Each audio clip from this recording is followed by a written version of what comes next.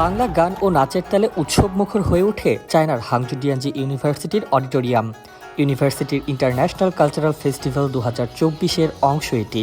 এতে অন্যান্য দেশের শিক্ষার্থীদের পাশাপাশি বাংলাদেশি শিক্ষার্থীরাও তুলে ধরেন নিজেদের সংস্কৃতি। এখানে বাংলাদেশের খাবার, বাংলাদেশের সংস্কৃতি, বাংলাদেশের পোশাক, বাংলাদেশের উৎসব, বিভিন্ন জিনিসকে আমরা রিপ্রেজেন্ট করছি এবং এছাড়া আমরা অন্যান্য দেশে বিভিন্ন দেশের সংস্কৃতি সম্পর্কেও জানতে পারছি।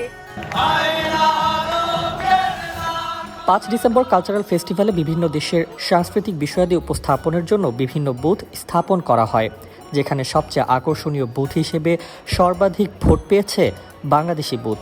দেশের বাইরে এত বড় একটা কালচারাল ফেস্টিভ্যালে আমাদের দেশের কালচারকে রিপ্রেজেন্ট করতে পারে নিজের কাছে আসলে অনেক গর্ববোধ মনে হচ্ছে। বিশ্বের প্রতিটি দেশেরই রয়েছে স্বকীয় সংস্কৃতি।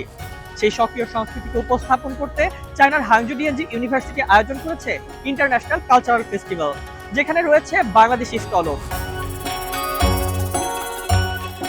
বাংলাদেশি বুথে উপস্থাপন করা হয় বাংলাদেশি বিভিন্ন পোশাক।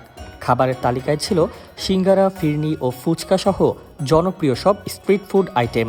এছাড়া ছিল হাতে রঙিন আলপনার ছোঁয়া এবং মেহেদি লাগানোর ব্যবস্থা, যা ছিল অন্যান্য দেশের নাগরিকদের আকর্ষণের কেন্দ্রবিন্দুতে।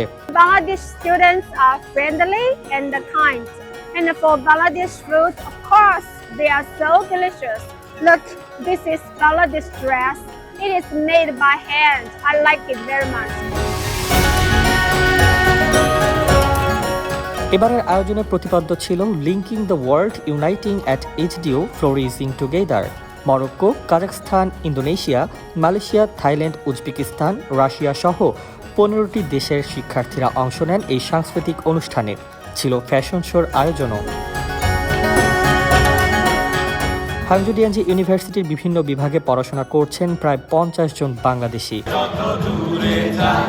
জানি না তো কবে জেনে রেখো শুধু